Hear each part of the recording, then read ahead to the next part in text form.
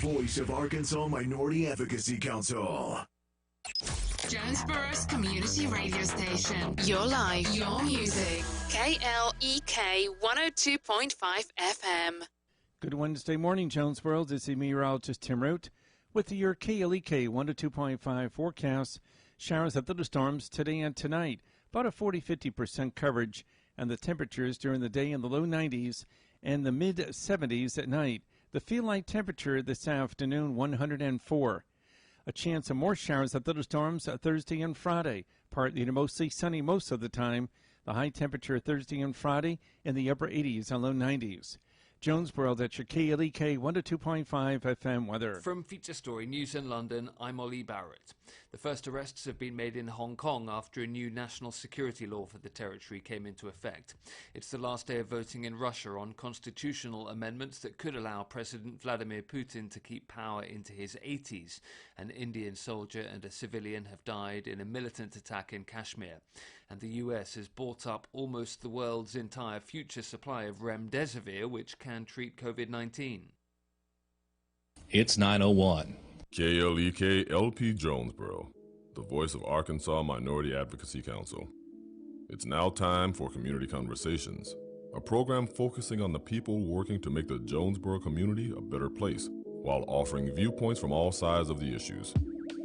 The views expressed in this program are those of the participants and do not necessarily reflect the views of KLEK 102.5 FM, the voice of Arkansas Minority Advocacy Council, or our underwriters or sponsors. KLEK 102.5 FM, good morning to you on your Wednesday. It's July 1st, 2020. This is Community Conversations. Kate Wonders in the studio with you, and joining me is our intern, Miss Bree, and joining us on Zoom is our very own Quabila Jones, host of Community Conversations. Joining us in the studio today is Jonesboro Police Chief Rick Elliott, as he joins us the first Wednesday of each month. And we have the brand spanking, newly minted Assistant Chief of the Jonesboro Police Department, Lynn Waterworth. But this is a historic moment because Chief Waterworth is the first female to hold an assistant chief position for the Jonesboro Police Department. So this is one of those girl power moments right there. But not only that, Chief Waterworth also is the first woman to actually hold every administrative level position in the department, from sergeant to lieutenant to captain to now assistant chief. In fact, when we was off there, I asked her when she was coming for chief job. She said, not yet. All right, so we're going to go ahead and get started. Q, how you doing? Are you with us, Q? She's got her mic muted. Q, unmute your mic. Oh, can she hear you? She should be able to hear us. We got audio going through here. Oh, she's smiling, so I think she do hear us. But you got your audio muted. I'm here. Can y'all hear me okay? Yeah. There we go. We can hear you now. Can y'all hear me? Yes. It is.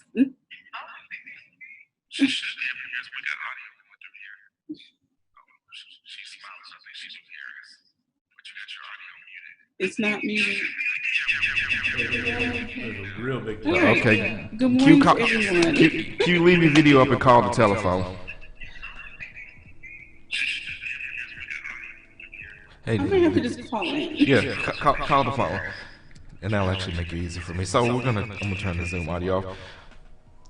All right, so while we wait for Q to call in, so Chief, go ahead, kick it off. Give us all the latest updates. Well, good. First, I'm going to say good morning to everybody listening. It's another beautiful day in Jonesboro, and department-wise, it's been kind of busy. We had some retirements here recently. Our Assistant Chief, Tim Eads, retired, and Lieutenant Roy Coleman retired after each of them doing 35 years of service. Ernest Ward also is retiring with 32 years of service, and so there's a lot of knowledge and experience that has left the department. So yesterday, we, in lieu of those retirements, we had a promotion ceremony, and we made several promotions. Of course, Lynn was promoted to the assistant chief slot. Steve McDaniel, who was lieutenant overseeing second shift, he was promoted to captain and was moved to the administrative section of the department, and he'll be the complaint department now. Trey Dupuy was sergeant over the street crimes unit. He was promoted to lieutenant, and he has taken over command of the second shift.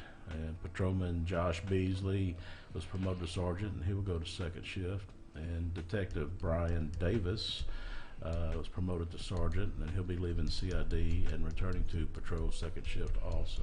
So a lot of changes, a lot of moving parts taking place in the department. We've got a couple other retirements coming up later on in the year, but you know, a lot of growth and a lot of changes. All right, let's go ahead and bring in Chief Wanderworth. So, first of all, how does it feel? I haven't decided yet. You haven't decided yet. Okay, so I'm still trying to switch offices and things like that. Okay, so once you kind of get your bearings, what will some of your duties and responsibilities be? A lot of budget things, a lot of policy direction and development, as well as being the chief's for sure assistant and stepping in when he's not able to make all the meetings, and which he's been doing anyway.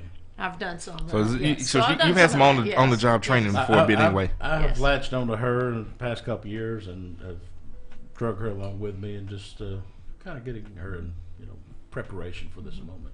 Mm-hmm. Okay, so being that this is historic, I'm sure you've probably gotten a lot of congratulations. I'm sure you've also had people tell you that they are inspired by what you've accomplished. And of course, as you know, Chief Elliott is all about community outreach. So how does it feel knowing that there are little girls that are looking up at you and say, that could be me one day. I could sit in that same chair or even go higher. Mm-hmm.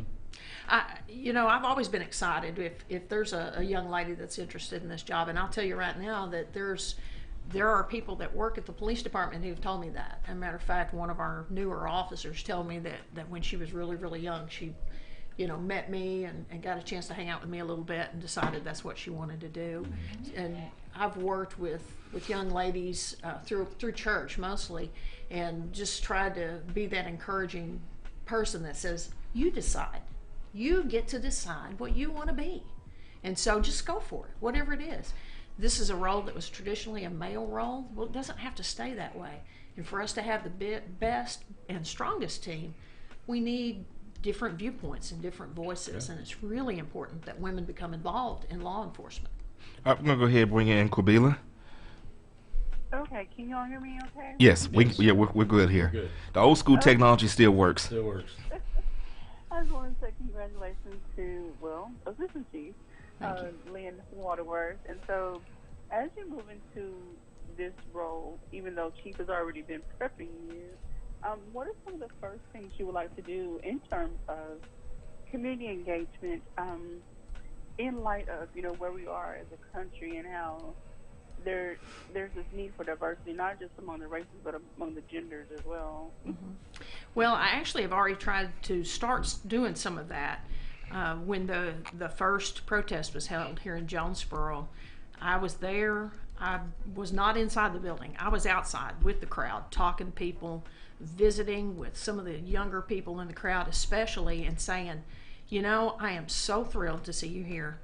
And what can we do to move this thing forward? Because it's got to just not be, people that have been in place for forever. We've got to get people from all walks of life and of all ages, all races, and male and female, and bring them to the table and say, we can talk and talk and talk, but let's get together and develop a game plan.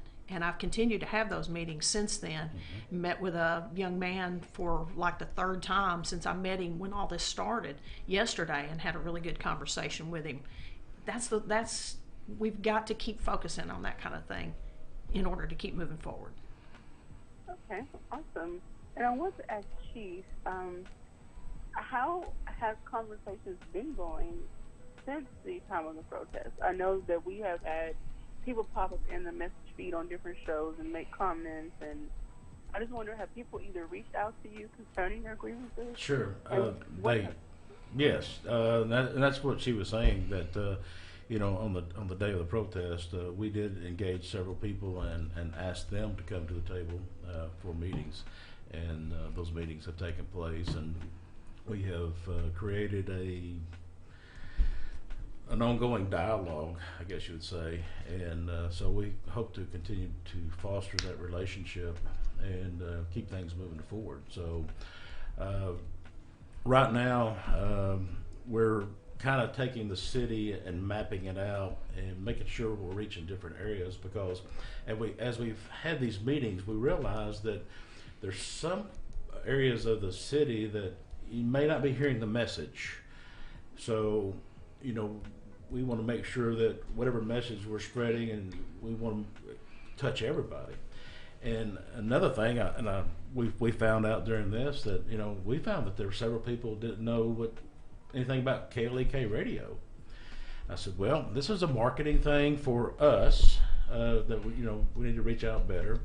But for the radio station, that there's some marketing issues that we need to help the community to reach out, that this radio is here for you. Well, and that's it's all about helping each other and giving exposure to each other. It is. So I think out of all this, we've learned some things, and so with all that being said, I think we're starting to get a path and a map of a road to success, I would say. All right, and of course, just kind of hitting on what Chief was talking about, KLEK, we've had a relationship with Jonesboro Police Department since the beginning. Remember meeting Chief Elliott right before we launched the station, right when he had first got appointed to the position, and reaching out to him, asking him about doing an interview, and the interview went so well he wanted to come back, and so we made it a monthly segment. And then we've also done the trunk or treat each year. A former police officer there came to me with the idea, and I loved it. And even after he left the department, I said, well, I'm going to keep it going, because it was just so successful, the Citizens Police Academy. And just this morning, our volunteer Brianna, she did a video for us, the Family Matters intro, and Chief was so impressed that he wants to bring her on board the police department to help them with their social media. So that's what it's all about, just boosting each other up. Quabila? Okay, well, I want to ask a different question.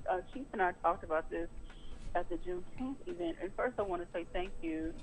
Okay, I want to say thank you to every single person in the community that came out, supported any shape, form, or fashion, and thank you to the police that came out. There was 2 other officers that showed up that patrolled that area, and we had probably a 20-minute conversation, and that's what it's all about, having conversations and getting to know who's on the force. Right.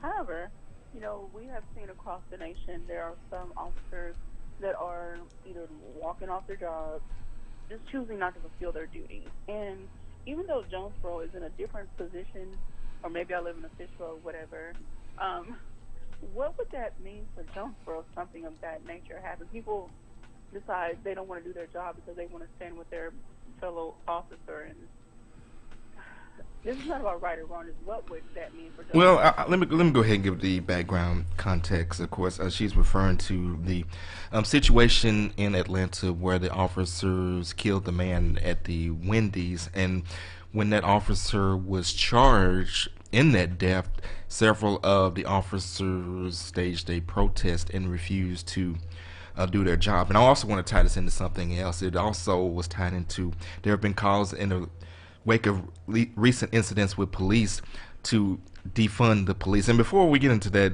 I just want to say, when people say defund the police, they're not meaning abolish police departments. I think anyone with half a working brain cell knows that you need police to protect and serve, but what people are calling from is potential restructuring, reallocating resources. For example, if someone calls and is suicidal, instead of sending an officer, maybe send a social worker or someone who has more specific training to deal with that. And also, Chief, I want to ask along those lines, I know we're kind of getting into a long tangent, but maybe is that something to be looked at? I know that you have reserve officers that are clergymen, that are medics, that travel with the department on the SWAT teams, things like that.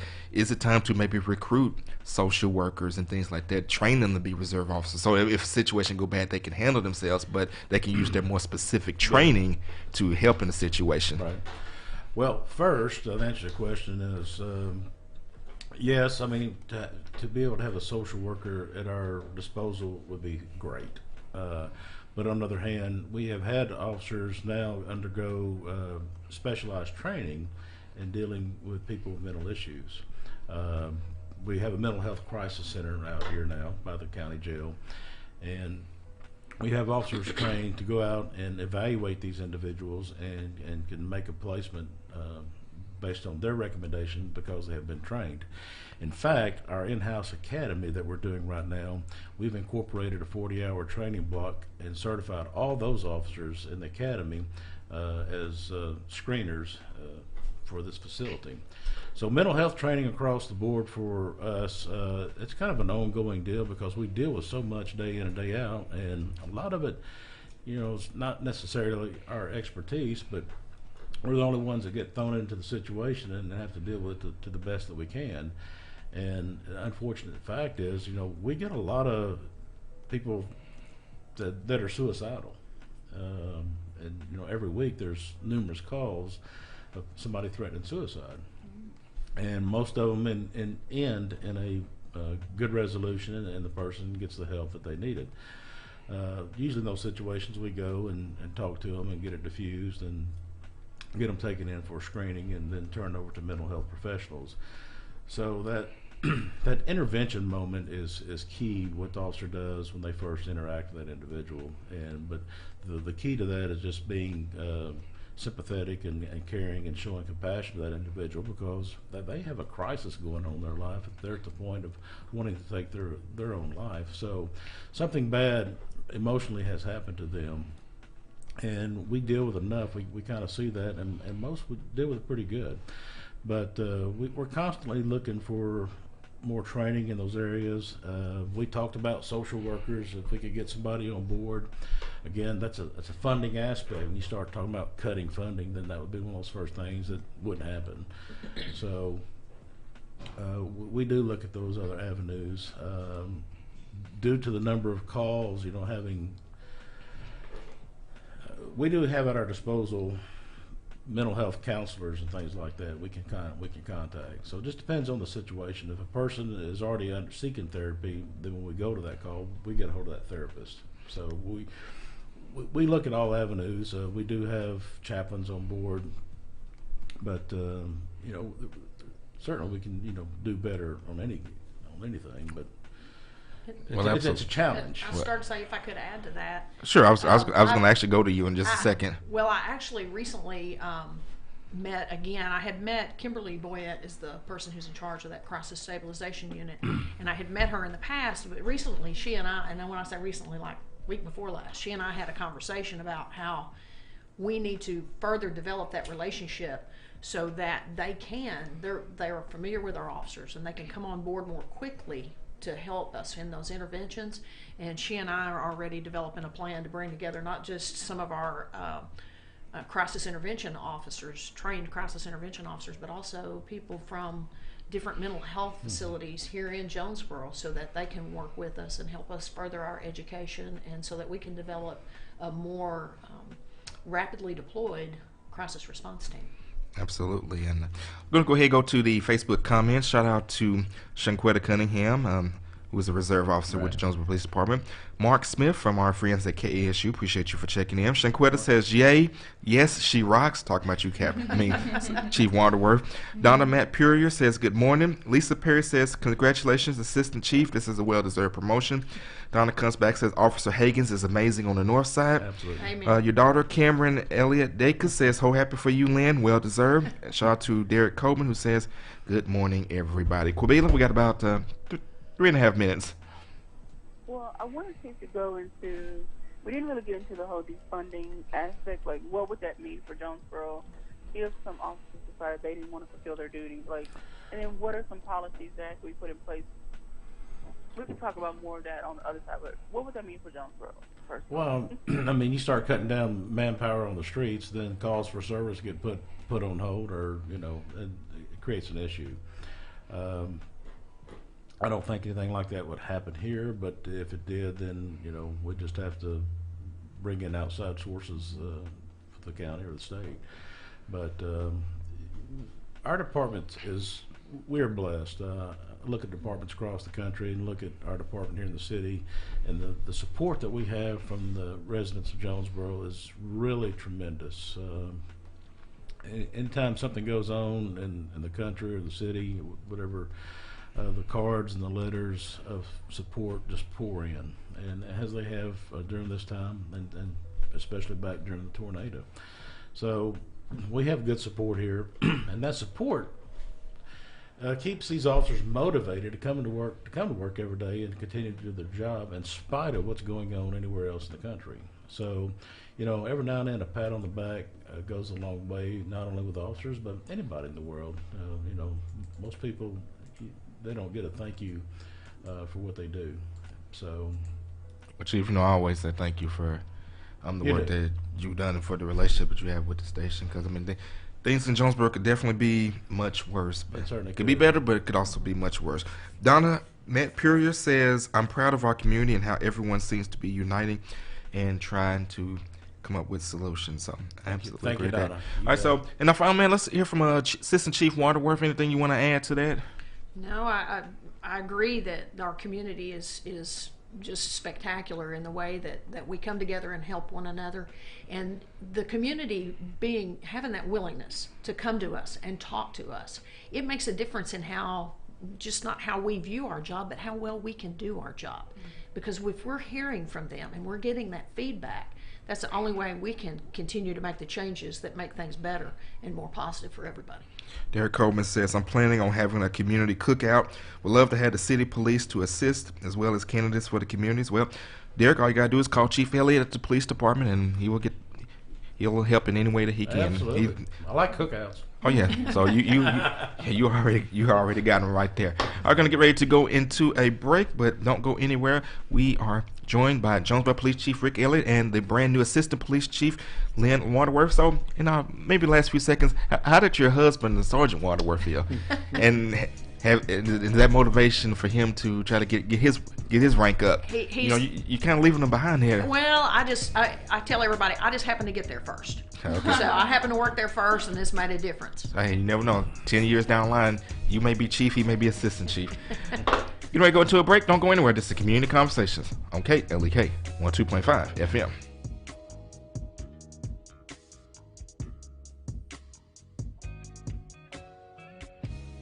You're listening to Community Conversations on KLEK 102.5 FM. We'll be right back.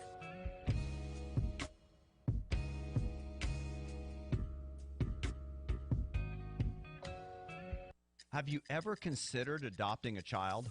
I'm Mark Merrill with today's Family Minute. Susan and I were already blessed with 3 children, but then our hearts were stirred and moved to adopt 2 children from Siberia, Russia. The kids were then 9 and 12 years old when they came into our home. They came carrying hurt, pain, insecurity, and instability. That was 10 years ago. We now look back at the last decade and remember the struggles we went through, but we also remember the joys we experienced. Today, my wife and I are going to share our journey in adopting 2 wonderful children. I hope you'll join us on my podcast to hear our crazy adoption story. Just go to markmerrill.com. Remember, your family first. Want to connect with Mark on Facebook? You can at facebook.com/Mark Merrill. Made possible by the Kappa Nu Omega chapter of Alpha Kappa Alpha Sorority Incorporated, a nonprofit organization committed to service to all mankind. KNOMEGA1908.com. Brought to you by the Jonesboro Alumni chapter of Kappa Alpha Psi Fraternity Incorporated, dedicated to the purpose of achievement. Jonesboro Alumni at gmail.com. Jonesboro AR Alumni chapter of Kappa Alpha Psi Fraternity on Facebook, and Jonesboro_Kappas on Instagram. KLEK is a nonprofit community radio station and has to rely on the support of listeners like you to continue to give a voice to the community. For the cost of a meal for 2, just $20 a month would go a long way to ensure you will get the music and information you need. Please take a moment and fund your support to KLEK. Every donation will help us continue this radio station, giving local people a voice on the airwaves. Our goal is to get 100 new donors. Please consider donating. No donation is too small. Learn more at klekfm.org. This portion of KLEK programming can be made possible by your business. Your support will help in educating, entertaining, and empowering the community by supporting local talent, serving the community you love, and providing information on issues you care about from a different perspective. Call 870-203-9951 or visit klekfm.org to learn how we can help connect you more with the community. KLEK thanks the staff of Life Strategies Counseling Incorporated for helping people through hard times in life such as depression, family issues, stress, abuse, and more. They offer counseling and therapy for all ages, individuals, families, and groups. They are located at 1217 Stone Street. Phone number 1-866-972-1268 or online at lscihelp.com.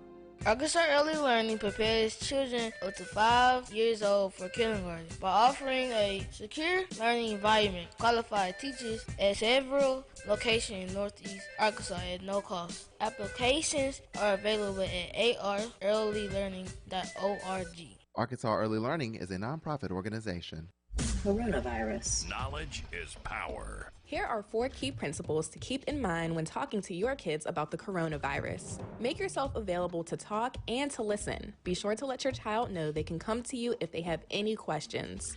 Remain calm when you communicate. Remember, children react to what you say and how you say it. Pay attention to what they see and hear on television, on the radio, and online. Consider reducing the information they take in about COVID-19. Too much can lead to stress. Teach them to reduce the spread of the virus by using proper coughing and sneezing techniques, washing hands, and social distancing. Coping with coronavirus. From the Power News Radio Network. Major key alert, life is like school. You will be tested, so pass it. Learn the real major keys to getting to college at GetSchooled.com. Brought to you by Get Schooled and the Ad Council. And now back to Community Conversations on KLEK 102.5 FM. And we're back on Community Conversations on KLEK 102.5 FM with our guest, Jonesboro Police Chief Rick Elliott and new Assistant Chief Lynn Waterworth. Quabila, you still with us? Yes, I'm here. Okay. I know that you had asked, had a question on the other side of the break, so I wanted to get to that, and then we can continue our discussion. Okay, so we talked about, what it would mean for Jonesboro if officers decided not to do their job.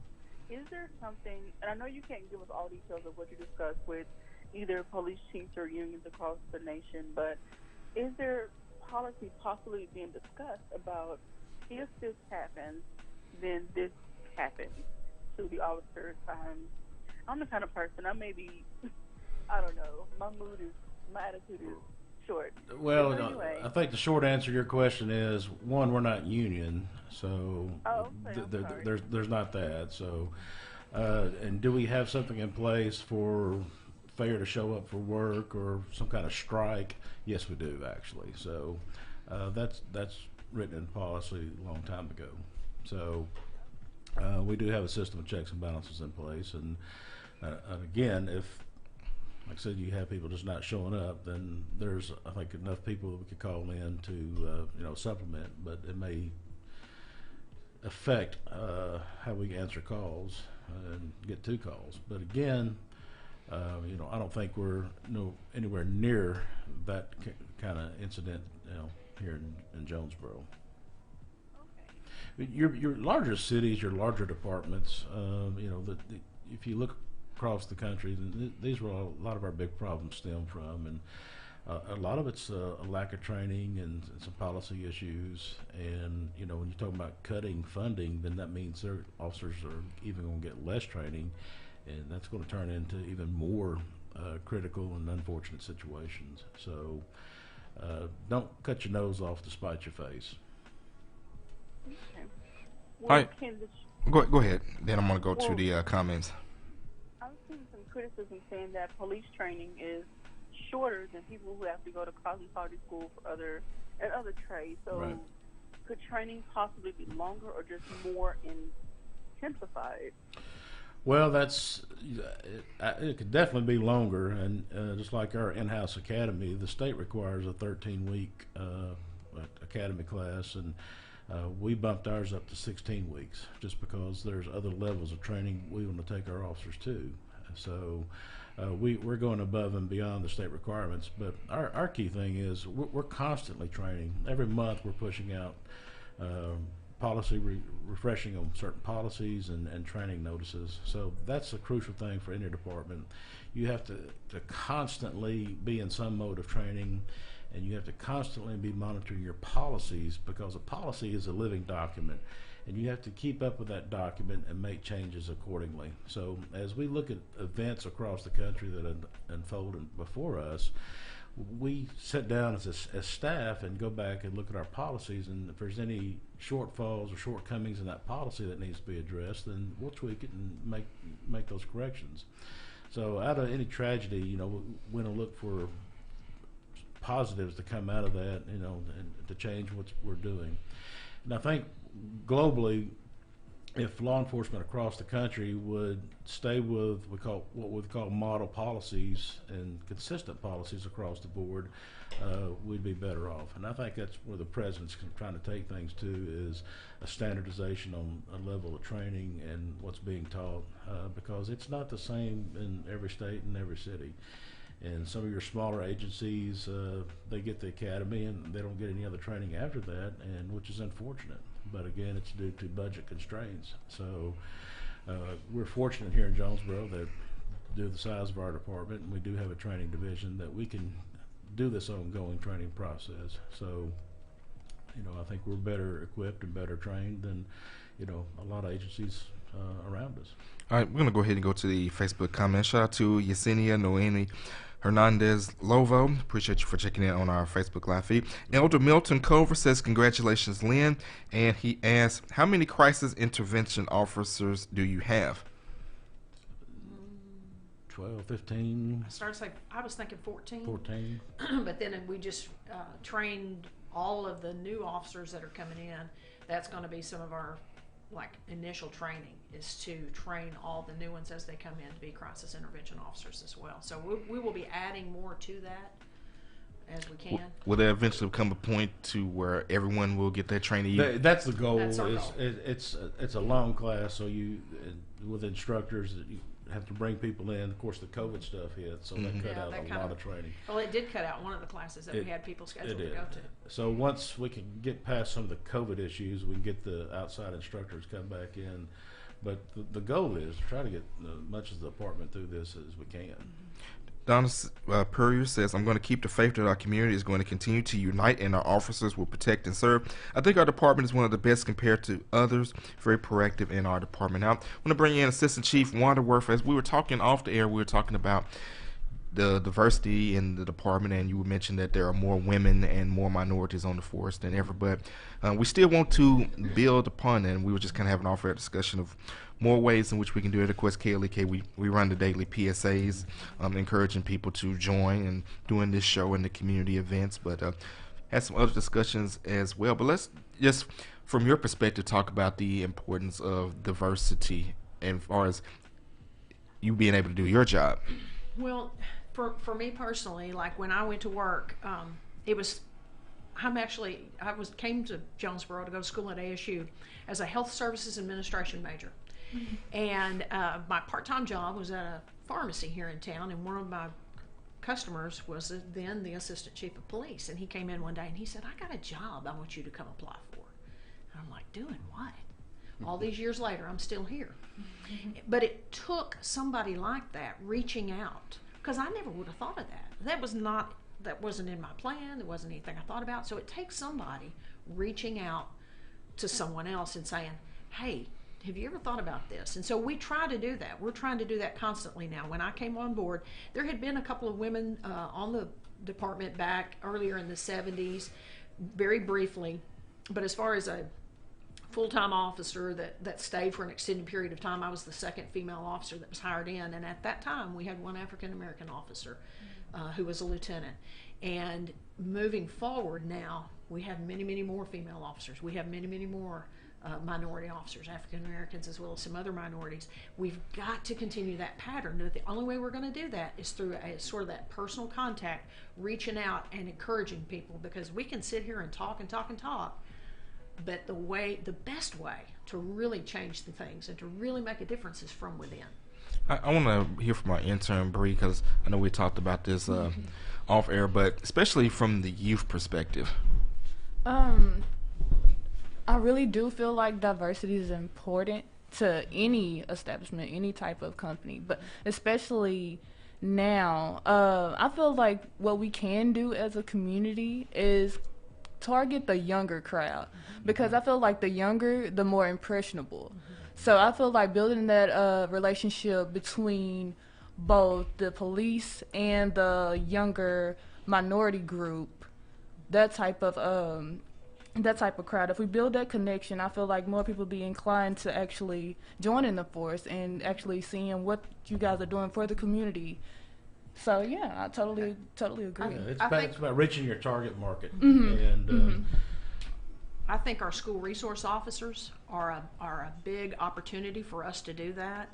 We have a school resource officer that I visited with earlier this year, and she was telling me about reading stories to like pre-K kids. And so already they're getting an opportunity for a positive connection, because one of the kids had a comment that she made to the officer that just broke her heart, because her view of police officers was not a good one at all. And so for that officer to be there in the school and to have the opportunity to interact with those kids and make those connections in an environment outside of something stressful. You know, too many times the first time the police see somebody is in a super stressful situation. There's something that's gone wrong. It may be some sort of a domestic encounter or something like that. And so it's hard to make connections in those stressful situations. We've got to have more opportunities for non-stressful interactions to develop relationships. Definitely building that comfortability. Shanquetta Cunningham says, yes, it will take an intentional effort to recruit. The waterworks were very encouraging to both my husband and I when we decided to become reserve officers. And Donna Purier says, I completely agree. Our children are our future. Kubila, that you want to chime in on this? I did have a question, comment, but give me a moment. It'll come back to me. Okay. All right. So, again, I'll just add to this, and I've said this since we first started this segment years ago, be the change which you seek by having more diversity in the department. It helps for people to get a better understanding for people in situations that a person would not ordinarily be used to. And it just makes the community, the department, more reflective of the community that they serve. It's not a good thing if the community looks a certain way, but the department looks something totally different. Right. That just only create barriers. Yesenia says, good morning, everyone. To Chief Elliott and Assistant Chief Waterworth, I am so appreciative of you taking the time to try to connect with the community. I have a lot of respect for public officials that do so and recognize that it's not all in leadership. My question is, how many detectives specifically are trained to communicate with survivors of trauma? Great question. They all receive some training in that aspect. Some of it is not always readily available, but for the most part, they all get at least a short course in that. But now, just like we've talked about with having some sort of mental health counselors or something like that available, we could always do better. And speaking of the mental health, what mental health resources are available for officers? Because officers obviously see the worst of society on a daily basis. There is actually a program with St. Bernard's, early assistance program, that officers can go and receive counseling 6 times a year, free of charge. Okay. So you got to bear in mind what the men and women of this department see on a daily basis. There's a lot of tragedy and a lot of bad things, a lot of bad accidents, and just horrendous visuals that they encounter, and some have a hard time dealing with it, and some walk off the job. We've had them work a bad accident scene with fatalities, and they come in, turn their stuff in, and said, I can't do this, I don't want to do this. So what we see day in and day out, it wears and tears on the mental health, and some can take it and some can't. But we always have that out there for them to go to. Plus, we have our chaplains that come out and ride with the officers. So if the officer's involved in a critical situation, our chaplains are really good about contacting them and staying in touch with them the days after that, just to make sure they're doing okay. Now, what is the department doing to actually encourage officers to use this resource? Because even though it's available, you may have some officers that feel like they have to be tough and that they have to be macho. And so what is there to encourage them to actually utilize these resources? Well, one, if fellow officers will report if they think somebody's struggling, so then we'll reach out to that officer. So we kind of monitor each other's mental health, and if something's not right, then it's brought to our attention, our supervisor's attention. So that's the first step. And then again, our chaplains are constantly connecting with officers and monitoring situations, and it just it's kind of, as a big family, we kind of look out for each other, make sure that everything's going okay, because they have bad days, they have family issues, and this job is very stressful on a marriage and family life, because you're taken away day or night from your family. You miss family functions, you miss your kids playing ball because of the job, and then you add all this other stressors that you encounter during the course of your job onto it. It takes a toll on the officers, mentally and physically, and then sometimes it takes a devastating toll on the families. So there's a lot going on that we have to constantly monitor, and make those officers aware that there are resources out there that you can turn to help you get through whatever crisis that you're facing. Got a Facebook shout out to DeAndre Brinkley and Michael Gray. Appreciate you for checking in on Facebook Live. It could be that you remember your question now. Yes. Okay. So, and I'm not saying this is what's happening in JCD's department, but oftentimes when certain jobs are male dominated, and when women do move up in the ranks, it's still kind of this good old boys club kind of feel. So for Assistant Chief Waterworth, again, not saying this is how it is, but what do you feel you can do, not just within your department, but departments across the nation, to help them kind of dismantle that good old boy club and really help women feel respected and welcomed, and helping them to assert their presence?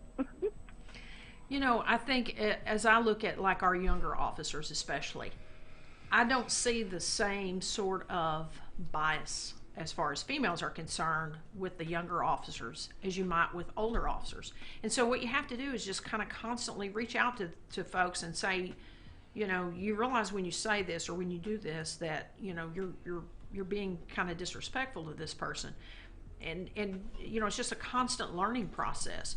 I feel like our department is way ahead of where it was when I came on board years ago. And I told someone it's kind of like turning a ship. You're not going to turn it real fast, but the whole idea is to keep working to turn it in the right direction. And so we just kind of have to keep making those connections and establishing those policies and taking those opportunities to mentor and train not just the younger officers but also the older officers, and just keep moving in the right direction. All right, and Assistant Chief Yesenia has a question that kind of follows up on this. She says, is there an effort to have more training with survivors of trauma? I know the intentions of the detective I was with last time were very sincere. He was very kind, but my experience was very triggering. A lot of it could have been avoided. Is there something I could do to help with this, or to help that I go? If I understand her question correctly, the big thing is the officers do need more training as far as trauma and victims. As a matter of fact, as I have recently looked at some of the training that is available to the officers, one of the key things now that's really recognized when you're dealing with trauma victims is what they call trauma informed. And there's just not a lot of training out there for that. And so what I did year before last was I reached out to a couple of ladies in Little Rock, one with the Victim Assistance Academy and another one with the FBI, and we actually brought training to Jonesboro that was trauma informed so that the officers understood.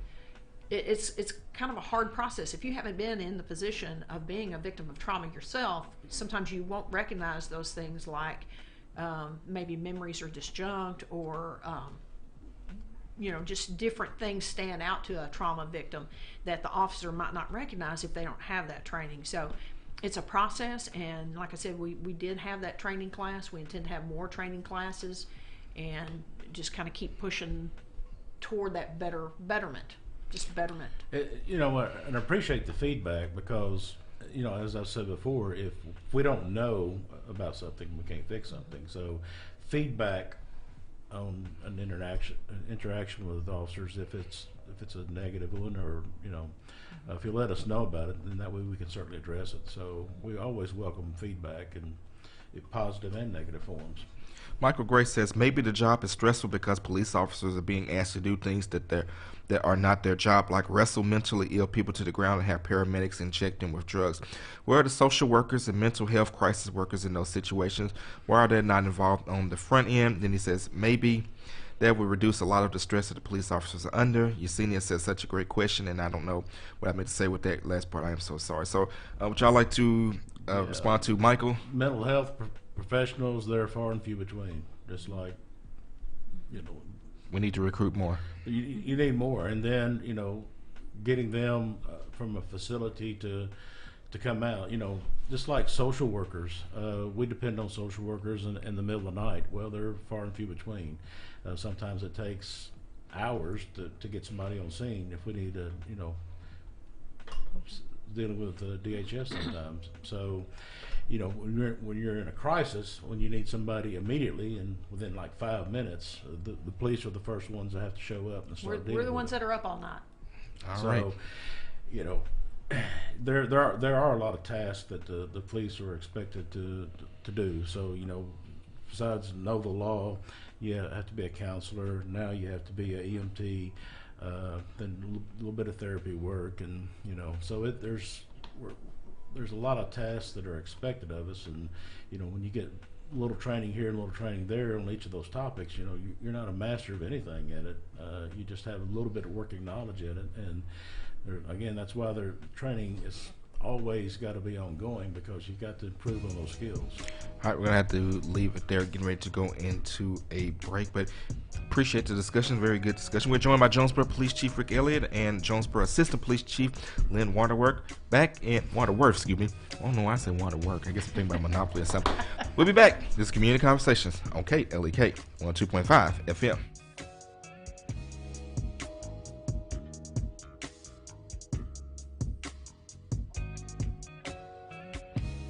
You're listening to Community Conversations on KLEK 102.5 FM. We'll be right back.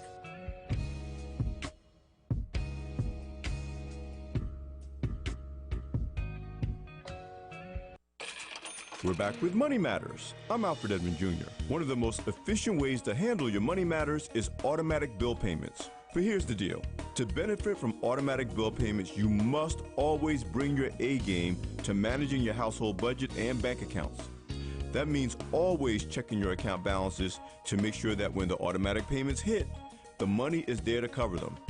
I also recommend keeping a minimum balance of a few $100s in your account at all times, as a cushion against the occasional mistake.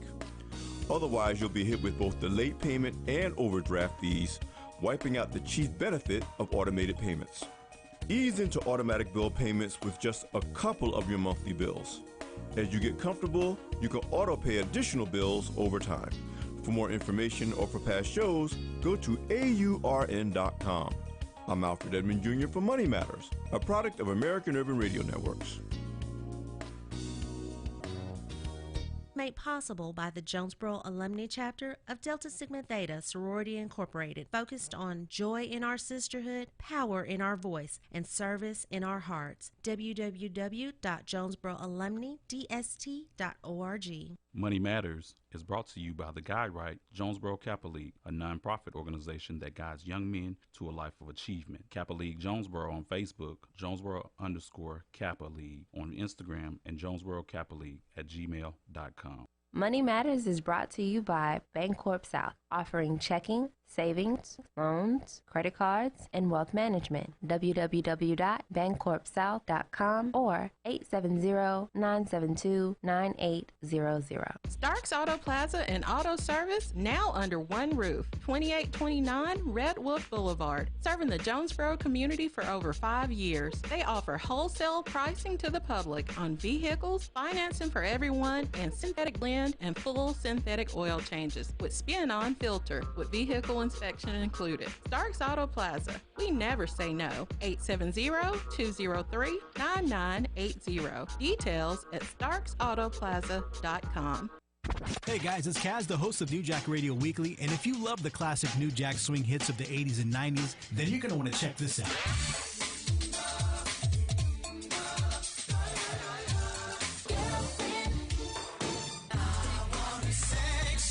So make sure to tune in every Thursday night as I take you back in the day from 6 to 8 for New Jack Radio Weekly with me, Kaz, right here on KLEK 102.5, Jonesboro's community radio station, your life, your music.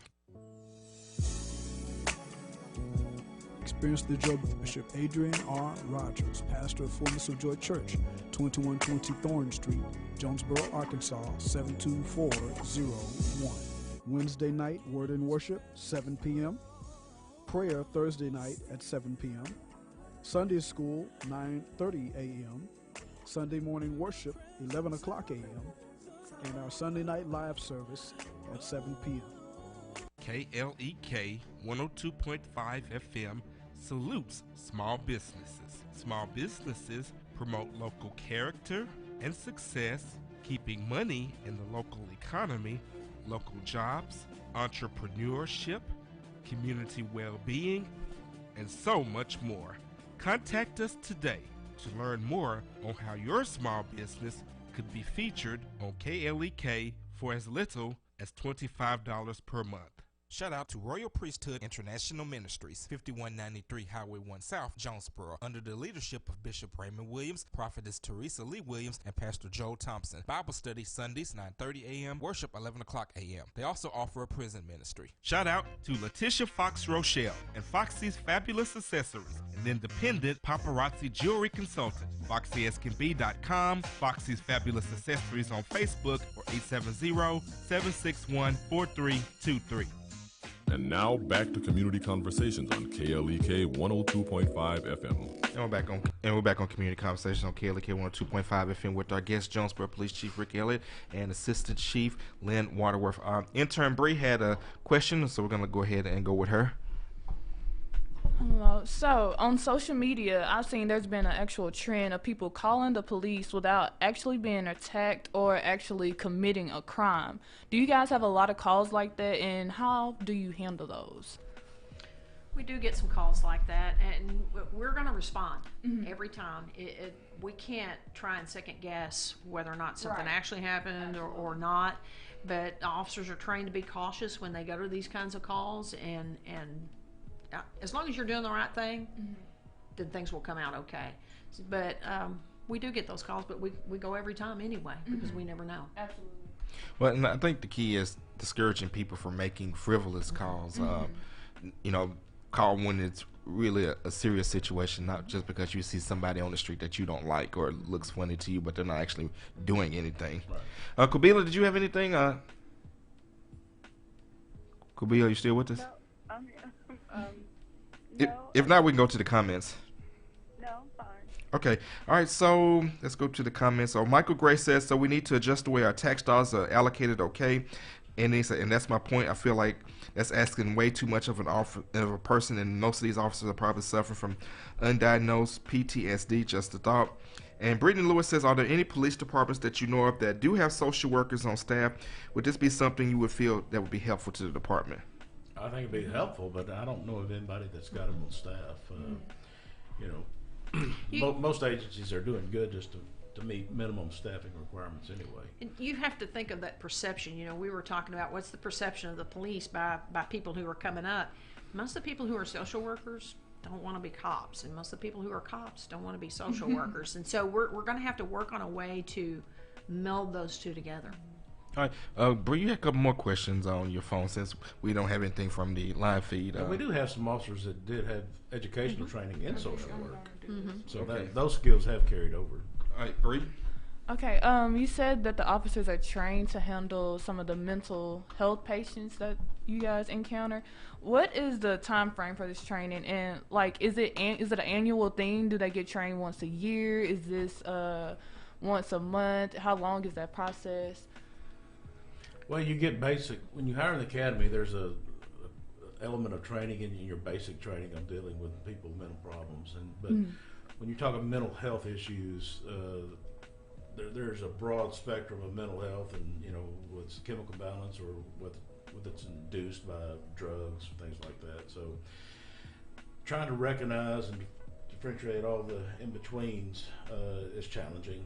And then so you have your basic training, and then anything we can do beyond that we try to get.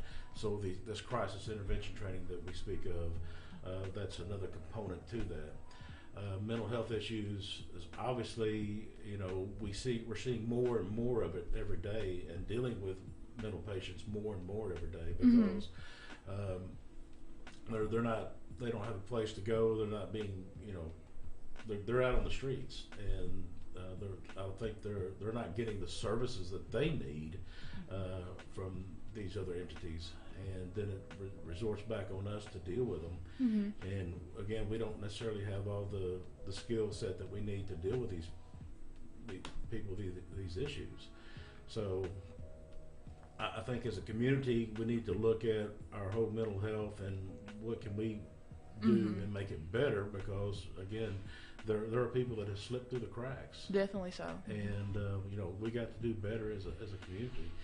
But everybody expects the police to be the answer to all. And it's like we're not the sole answer to everything. Right. It takes a team. It does. It takes a team, and when we work together, we can accomplish things.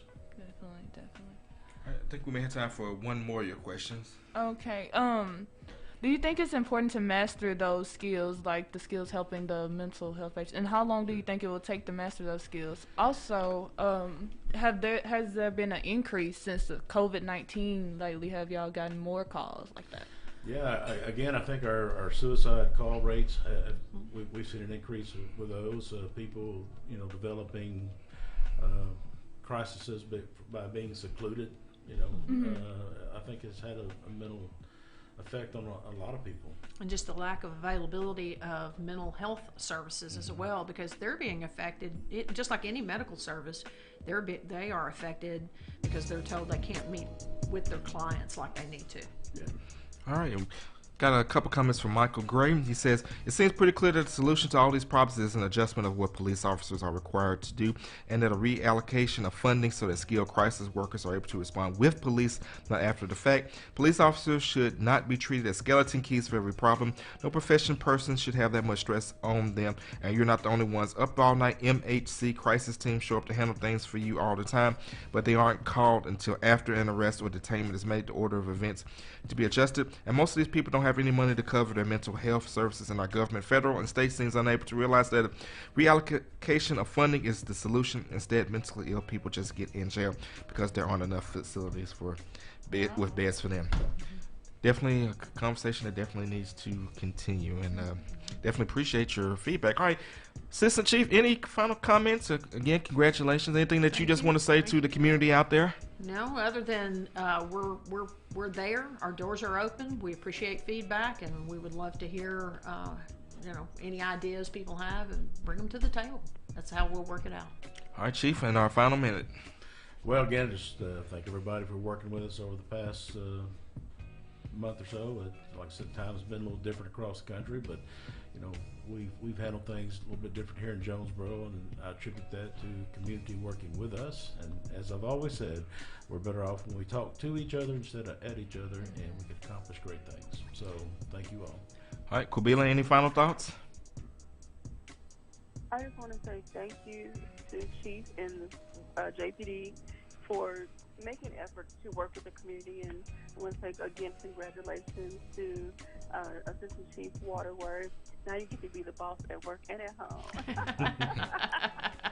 I'm gonna leave that one alone. But anyway, congratulations, and I think that again this is going to open doors for more young ladies to see what's possible in their chosen career fields. Absolutely. And we thank both of you all for stopping by today. This is All Gospel Wednesday, so you know that means we got great gospel music all day long. You guys have a great and blessed day. This is Community Conversations on KLEK 102.5 FM.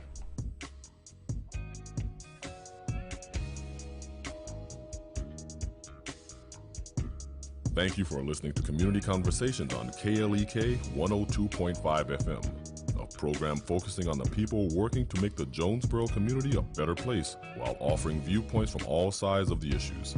The views expressed in this program are those of the participants and do not necessarily reflect the views of KLEK 102.5 FM, the voice of Arkansas Minority Advocacy Council, or our underwriters or sponsors. Broadcasting